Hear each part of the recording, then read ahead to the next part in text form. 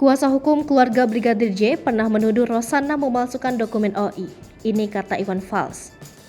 Musisi seperti Virgiawan Listanto atau Iwan Fals ternyata juga ikut menyoroti kasus dugaan pembunuhan Brigadir Nofriansyah Yosua Huta Barat alias Brigadir J. Namun di kasus ini, sosok pengacara keluarga Brigadir J, Kamarudin Simanjuntak justru paling menyita perhatian pelantun lagu Bongkar ini. Dijelaskan Iwan Fals melalui akun media sosial Twitternya, Kamarudin Simanjuntak ternyata ialah sosok pengacara yang sempat menuduh istrinya Rosanna memasukkan dokumen organisasi Orang Indonesia atau OI. Sosok Kamarudin Simanjuntak belakangan memang menjadi sorotan publik, seusai ditunjuk sebagai pengacara keluarga Brigadir J.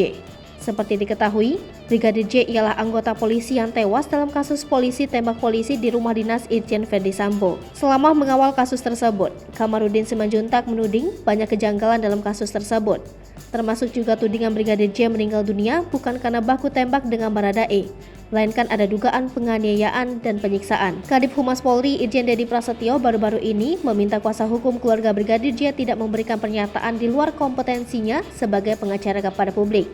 Hal itu agar tidak tercipta banyak spekulasi mengenai benda-benda yang diduga digunakan saat menyiksa Brigadir J.